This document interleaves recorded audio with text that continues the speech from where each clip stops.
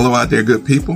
What are we doing? We are back for another one. Thank you again for being so supportive of me as I'm on this self-care journey. And when I say self-care, I am just saying taking care of our own needs, making an effort to do things to help better our lives, our health, and make us better spiritually inside.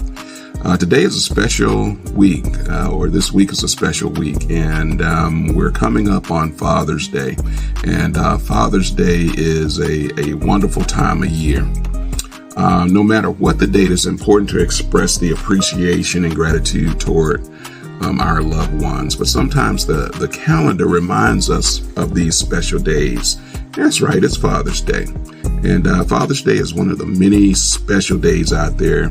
And in my opinion, we should not take it for granted. Fathers have a lot of responsibility in this life. And one of the things that I've realized is that being a father is one of the most important jobs I've ever had. And it's probably the most important job I will ever have. I'm proud of my children as they're so very special in their own way. Some similarities between them, but the differences are amazing. And it confirms to me that God is real. A phrase that I always had for my dad was Mr. Hard but Fair. And anyone out there that knows me knows I always say that it's hard, but it's fair. And I got that from my dad because he was a practical man, and he didn't play too many games. I can't remember too many laughing type situations because he was serious, and but he was very fair, and he did show love, but he knew life was a serious thing, and that you couldn't play around with it. And I was like, geez Louise, it's really tough kind of growing up, but our fathers made us think, and we knew that there would be consequences for our actions. We grew up to look for our father's praise. We wanted our fathers to be proud of us, to acknowledge kind of what we had learned or our accomplishments. And sometimes those acknowledgments were few and far between because our fathers were not soft on us, especially as young boys growing up, and some of you daughters might have that same testimony. A lot of times fathers, they love on the daughters, but they're a little hard on the sons. I know I'm not nearly as hard on my daughters because Lord bless me with all girls as my father was on me. But I know my father was, preparing me for life to be a man in this world. And I thank him very much for that. So as a young man growing up, there were many significant men in my life. There were ministers and deacons at the church. There were coaches in Little League and high school. There was ROTC program in high school and college. There were military men, when I went to the Army. All great influences in my life, but none were as great as my Father in heaven and God's Word. That was the greatest influence on my life. I do thank my parents, however, for being there for me, and my father for being there and being insistent on doing things that were right, respectful, and embracing God's Word. He taught me how to pray and lean on God for understanding. So if your biological father was not there for you or was not in your life, it's okay, because our mothers, and there were many great mothers out there that directed us in the right way, and God still delivered us all. If you're still here today, God delivered us all. And, you can take some positive things from that, irregardless of where we start. If we are still here, God has delivered us. And some men, if it's not your biological father, I'm sure some man at some point has played a significant part in your life. Let's go to the word really quickly in 3 John chapter 1 and verse number 4. I have no greater joy than to hear that my children are walking in the faith. And when I see my children say their grace before eating, when I hear them say they prayed before a significant event like a test, when I hear them say that they prayed for a friend, when they come to me about life issues and ask me questions, I feel in my heart, that I'm doing my part as a father to teach them and to guide them. Their eyes are open to the ways of God. As a father, be an example to your children. If you're not in your children's life as a father, you can start today. You can make the change. We don't have to continue the cycle that may have been started in our lives as children if your father wasn't there. But if you are a father, you can be a part of your children's life. And if you're not, you can start today. And some of you may say, how? How do I do that? Let's go to our second verse. But when you pray, go into your room and shut the door and pray to your Father who is in secret, and your Father who sees in secret will reward you. The first thing we have to do as a father that will lead us in the way of God and have Him direct our steps is to pray. And you have to pray some sincere prayer. There's so many different distractions in our daily journey. And yes, God can hear us through all of those distractions, but we have to be intentional, right? We need to find sometimes a quiet place, a place where it can just be you and the Lord one-on-one, and try this one thing. And, this is something that I had to learn over time. But when you're intentional and when it really means something to you, you don't pull any punches, you go all out. For me, when I really need to talk to the Lord, I close the door and I get down on my knees like I used to see my mom do and my dad do. And I open up my heart and I tell him everything that's on my mind. And you will not believe how refreshed you will be after going through a session like that with God. When you close the door behind you and it's just you got no distraction. There is no TV, there's no phone, there's no music playing. It's just you in a quiet room, and you open up your heart to God down on your knees, and you get it all off your heart. It's something that's magical about it. As men, we do carry a heavy burden of being all things to all people, but just remember, God carries us. We might carry some burdens here on this earth, but God carries us as men. Let's move to our next verse, Psalms, book 103 and verse 13. As a father shows compassion to his children, so the Lord shows compassion to those who fear Him. We show compassion to our children because we love them unconditionally, because we are believers and we know not to stir up the Lord's anger. The Lord shows compassion to us. We all make mistakes in this world. None of us are perfect or were perfect as children or young adults, or not even now. None of us are perfect. But I know that those that love me never gave up on me. And I know that God will never give up on me. So as fathers, we should never give up on our children or our families, no matter what the state of affairs may be. As fathers, we carry some honor, right? Without us, there would be no them. As a man, make the attempt to be a father, a dad.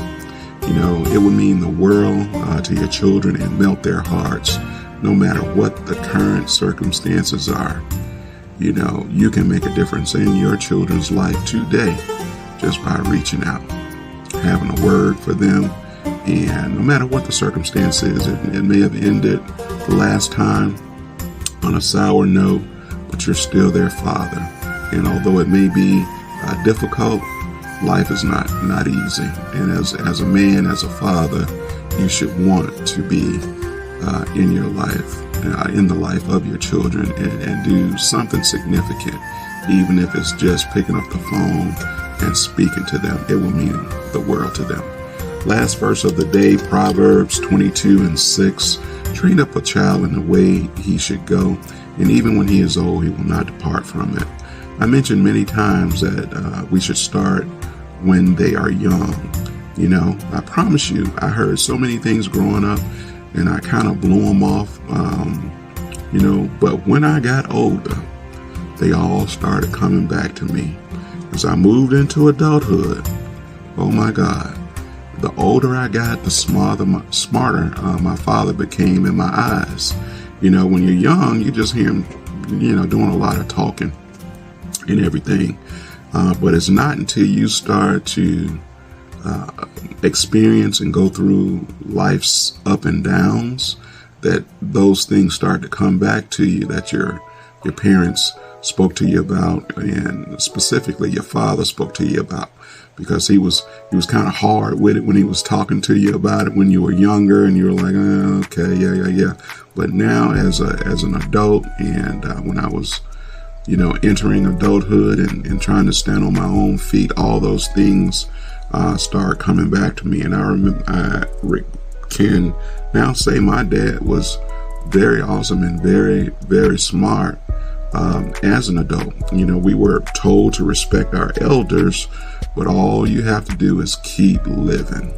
It's one thing what people tell you, but when you live and experience it for yourself, it's a whole different thing. So as we go through life, we realize that it takes a lot to live a good life. Older people have gone through it.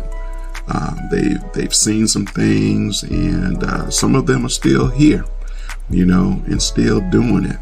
If your dad is still here on this earth, you better hug his neck real hard and thank him for playing a part in your creation. If it wasn't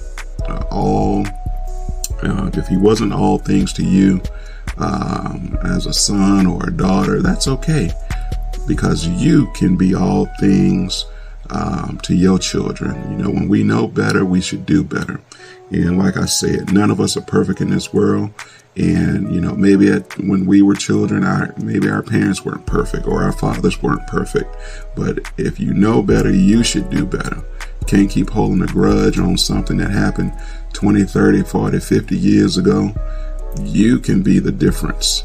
You can break the cycle. If your father is going to be with the Lord, already, that's okay too. Let's just remember and thank God for him. Yes, we miss him, but guess what? One day we're going to be gone too. So let's just make good memories with our own children, and forever be in their hearts in a great way. Amen. And won't he do it? Yes, he will. So let's thank our fathers. Let's, enjoy Father's Day weekend. That's coming up this weekend. And we're going to go out and walk today. And today's topic is fathers. Won't he do it? Yes, he will. God bless. Let's walk. Good afternoon, my good people. I hope you enjoyed that introduction. Great week for me and my family this week. It's Father's Day week. Father's Day weekend is on the horizon. I'm excited about that. And, for all of my friends and folks that out there that might be listening in or watching this video, I just want to say this one thing. It's okay. It is okay to be a man. It's okay to be a man. A lot of times we just talk in general about general topics. Today I want to talk to the brothers out there and let you know, especially if you're a father, why it's so important that you are, a part of your children's lives, and you really make good decisions when you decide to become a father. And we know sometimes things happen, and irregardless, it's never the child's fault. Once the child is here, we have a duty to be a father. So I wanted to be real frank today, and I got a few statistics I wanted to just go over regarding fathers and a male figure sort of being in the household. So these are some percentages that I kind of looked up, and I know, these, percentages change over time. Maybe this is old information, or it could be information that still is current today. But this was alarming when I read it, and I felt like I should share it with you. 65% of fatherless homes, of those folks that commit suicide, 65% are from fatherless homes. Meaning you had a child, either you was there in a relationship with the mother and the child at home, and somewhere down the line, father left the home, and the child was there being raised by the mother alone. 65% of kids that commit suicide are from a fatherless home. That's not to say that it doesn't happen in homes with two parents, but the vast majority of it happens when there's only one parent in the household and the father's not there. 90% of those teens that run away are from fatherless homes. 90% of teens that run away are from fatherless homes. 85% of children that have behavior disorders are from fatherless homes. 85% of children that have behavior problems are from fatherless homes. 70% of high school dropouts are from fatherless homes. 70% of high school dropouts are from fatherless homes. 75% of young people, kids that are in drug rehab, are from fatherless homes. 85% of prisoners, young people that are in prison, are from fatherless homes. Man, let that just sink in for a while.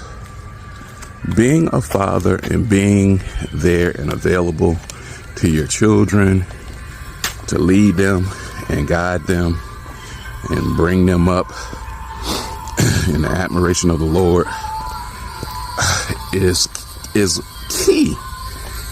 It is key to the success of that child. It is key to the success of that child. If you're not pouring into your children's life, you're doing them a disservice. And sometimes you could even be doing yourself a disservice. And I know sometimes it doesn't work out with your child's mother, and that's okay. But you can still be a part of that child's life. Whether you consistently show up on the weekend, whether you consistently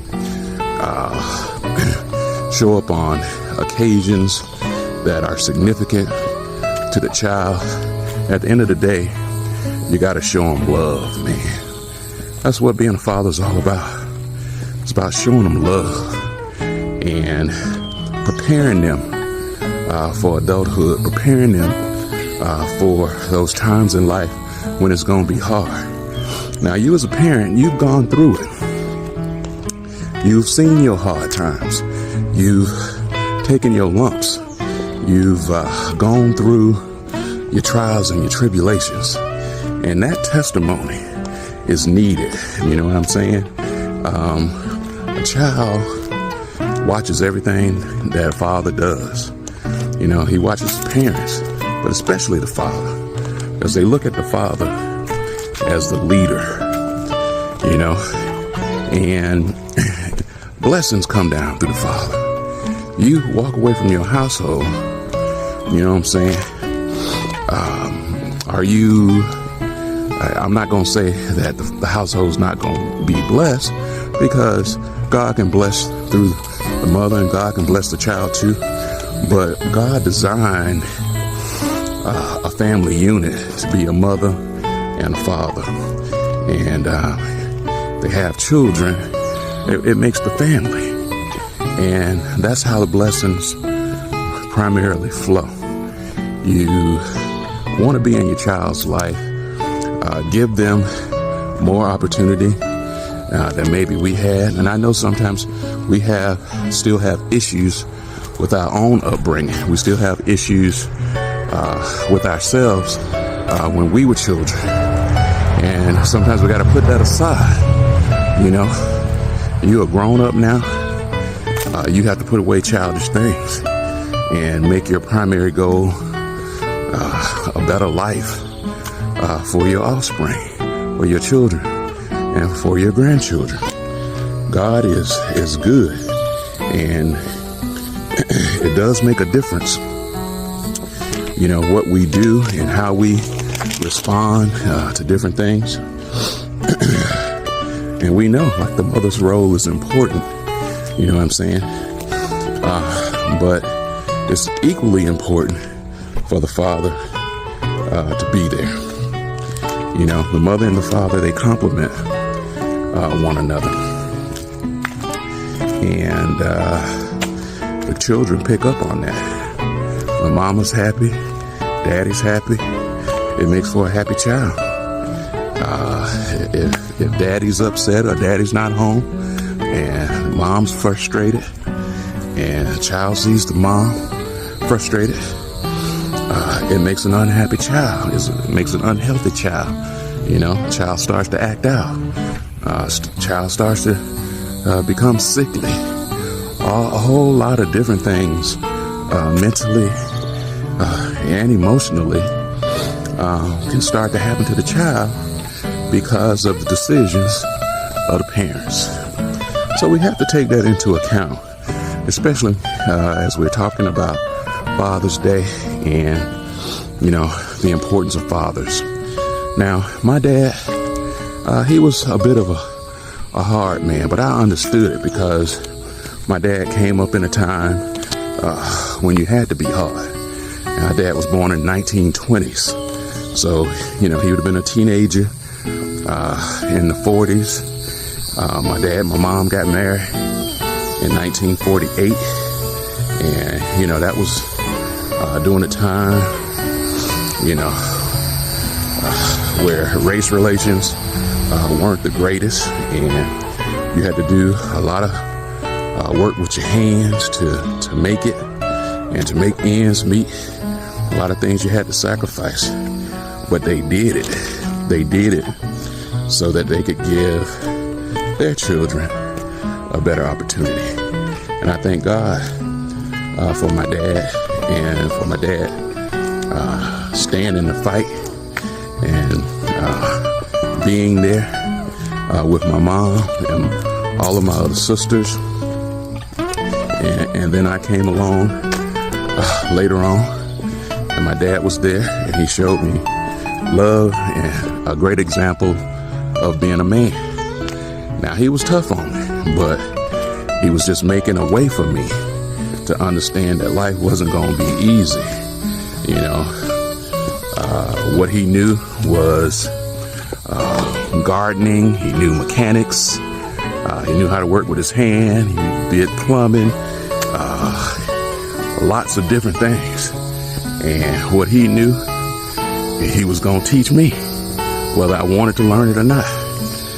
Did I want to be out there plowing the field? No. Did I want to be picking peas? No. Shucking corn, cutting okra? No, I wanted to go play. But it was responsibilities, what they called back in the day, chores. You got chores to do around here. And he'd be quick to tell me, you ain't going nowhere until you get that work done. And that's what he meant. And if my friends came over, like, hey man, we getting ready to go to the park, play some basketball. He'd give every one of them a bucket. And it's like, you ain't going nowhere until all these peas get picked out of this field. And all my friends would grab a bucket and we go down there and pick them peas. We come back sometime, we be done forgot about the park. We be in there shelling peas, you know what I'm saying? Or we go in the cornfield and get corn. We had fruit trees, plums, peaches, pears, apples. A lot of work to be done. And that was back in the day when you wasn't hiring nobody to do no work. You was doing the work and your children was going to help to do the work. That's why they had all them kids back then. You know what I'm saying? And it wasn't in the garden. It was working on these cars. You know what I'm saying? You gonna know what every wrench was. Bring me that crescent wrench. Bring me the pipe wrench. Bring me 9/16 half inch. Bring me that socket set. And you better know what it is. If you don't want to mess around and have a yelling, or worse yet, a whooping, you better know what it is. And you better hurry up and get it. I ain't talking about dragging or halfway rolling your eyes, getting up. When he asks for it, you better make a straightaway beeline to get it and hurry up and get back. And it better be right when you get back. So it was some tense moments, but as I got older, I found out it was all in love. He was teaching me, he was training me. He wasn't playing no game. Now, the way we are now in society, you know, with our children, we've been a little bit easy on because, you know, we've progressed some, you know, as a people and as a race. You know, maybe we have a little bit more or a little better finances than, you know, what our parents had. But they made do with what they had. They didn't waste nothing, and they was very strategic on how they spent money, how they budgeted, all of those good things. A lot of that transfers down to the next generation. You know, sometimes, you know, we take it a little bit more easy because God has blessed us in abundance, and sometimes we splurge. We probably eat out more than we should. I started out with a garden, quiet as kept. My friends will tell you, I had some collards down there, and cabbage, tomatoes, and all kind of stuff. It takes a lot of work to keep up with all of that. And a lot of the things that we did in the old days, we don't do them no more. My neighbor, when I was growing up, they had a field next door. He'd plow that field with a mule and a plow behind it. You know what I'm saying? That was that old generation. And I knew when I was looking at it then, that was going to be long gone by the time I got grown. And that's exactly, I hadn't seen nobody plow with a mule since then. But, you know, when you're looking and you see certain things, you know it's history, and you know when it's gone, that's the last time you're going to see it. And true enough, it was. But my daddy was a special man, and I'm so grateful that he taught me so many things in life that have me so confident that I will succeed at pretty much anything I set my mind to. You know, my dad didn't have a whole lot of education, but he could work with his hands. And, you know, he didn't have a whole lot of money, so he had to figure it out and improvise. You know, when I told you before in a lot of my other videos, they tell you you only need a a few good friends, and that's what he had. So what he didn't know how to do, he had a friend that knew, and he'd learn. And anytime they did have to call somebody to do something, he'd be attentive right there, watching. Next time, he got it. I'm that same way today. If I call somebody over here to this house to do something, I'm gonna be right in his hip pocket, because whatever he doing, it ain't no rocket science. You just gotta follow the technique, know the steps, ask questions. So I'm gonna get my money's worth. Yeah, he gonna do the job, but I'm gonna be asking questions. What's that? Why you doing that? What you putting on there? So I'm paying him, and I ain't only paying for the work being done, I'm also paying for the education. Keep that in mind, good people. Fathers out there, dads, young dads, old dads, keep that in mind. Get your money's worth out of whatever you do. I don't care what it is. If you're paying your money for it, get your money's worth out of it. So happy for Father's Day. So proud of my girls. They've been doing wonderful in life, in school, and I couldn't ask for anything more. God has just been such a blessing to me. A lot of the things that my dad used to talk to me about, and we just always used to say, man, but they just grew up a different way. When I see my sister's boyfriend used to come, and they used to call it courting, coming to see my sisters, and my dad come in there before they go out or whatever, to see the young man that's coming by, and I'll be right there next to him. And you better not walk in my daddy's house with a hat on your head, or you're subject to get jumped on. But they had a whole lot of little things like that. My dad was gonna make sure I had a haircut, and there was a lot of fads going on when I was growing up. Afros, cornrows, all of that. My daddy wasn't having none of that. You won't get no afro. You won't get no plaits in your head. You better not show up with no earring in your ear. And to each his own. But that's just how it was in my house. My daddy wasn't playing that. And when you're a child, you have to stay in a child's place. I ain't finna confront my dad.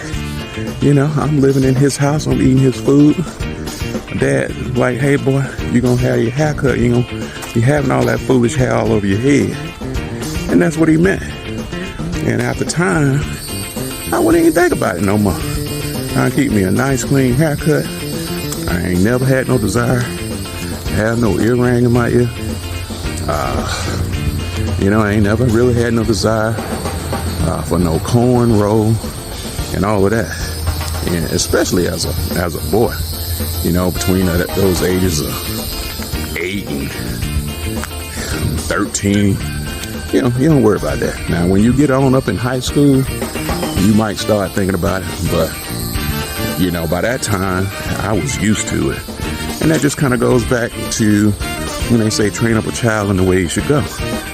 And because I never really had a desire for it when I was young, because it was forbidden in my household by my dad, when I got older, I didn't want no parts of it. Never had no desire for it. Didn't ever feel like I needed it.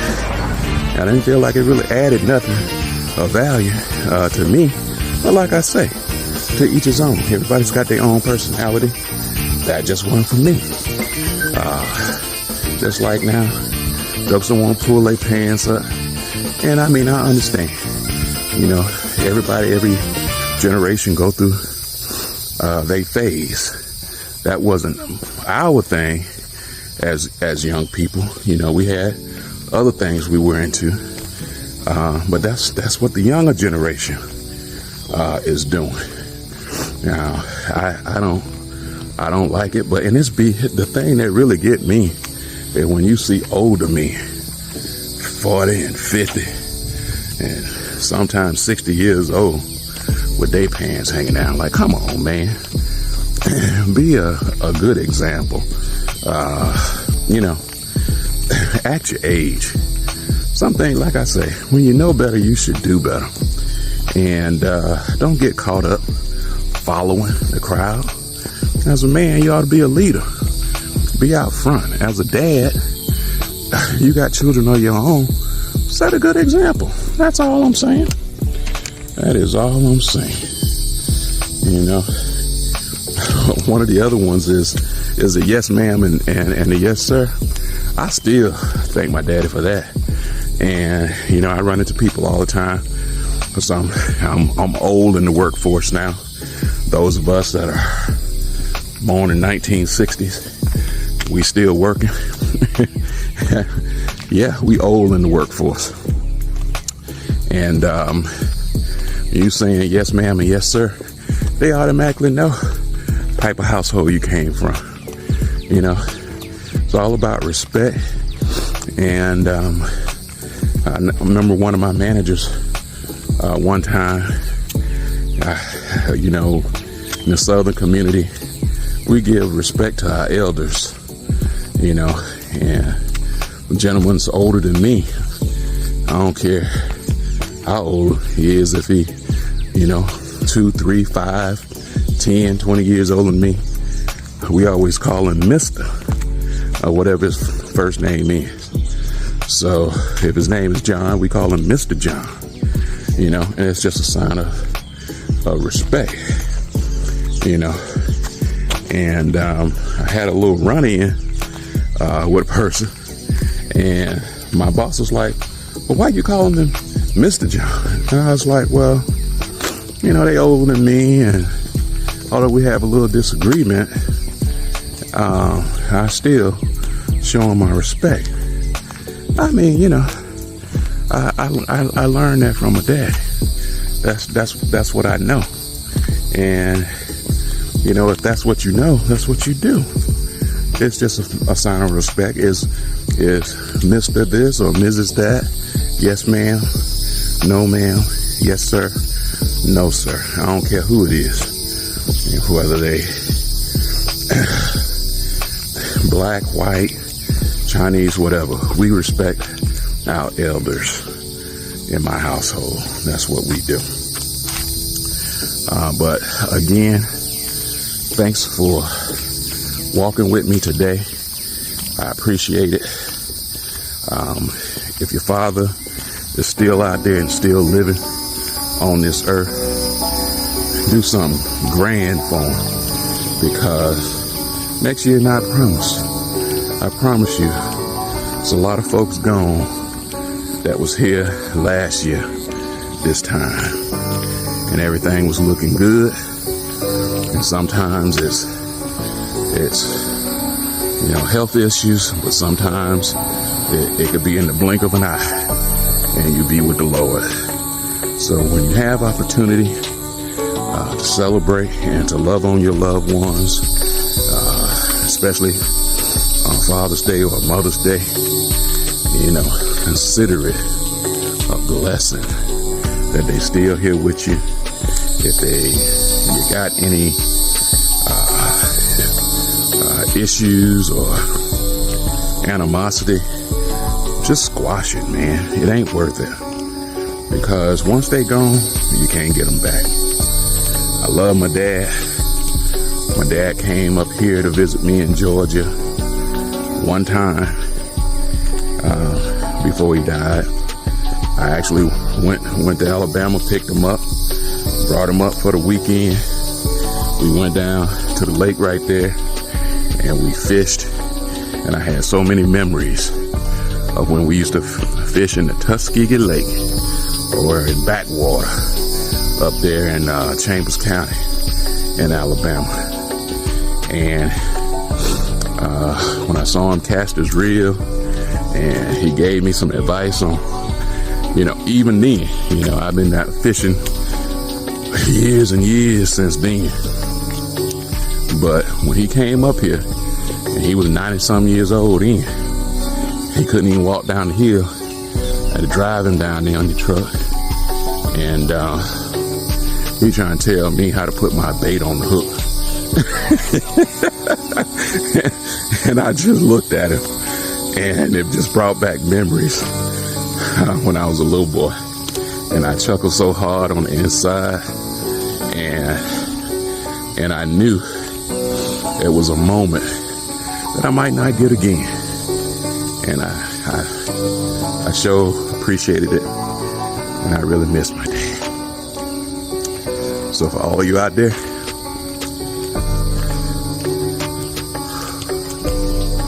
just want to say Happy Father's Day to you. And I sure appreciate y'all for walking with me. Won't he do it? Yes, he will. God bless, and I holler. Video. Hey there, in TV land, who's that? It's me. Oh, real talk. All right, it's Father's Day, and it just so happens to be my middle princess's birthday. 19 years old today, and she's beautiful. Hold on. Wow. And look at that. I tell you, man, happy birthday. My baby's done such a great job in school. And, you know, sometimes when you tell your kids, like, hey, if you do well, always be a good person, keep God first, keep great grades, I'll buy you a car. You never expect it to happen.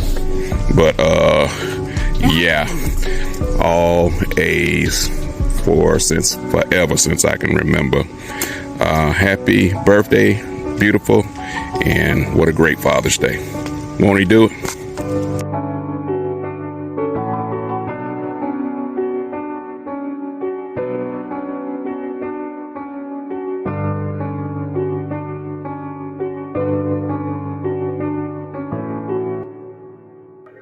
Man, y'all frying fish or got something on the grill? I'll be through there.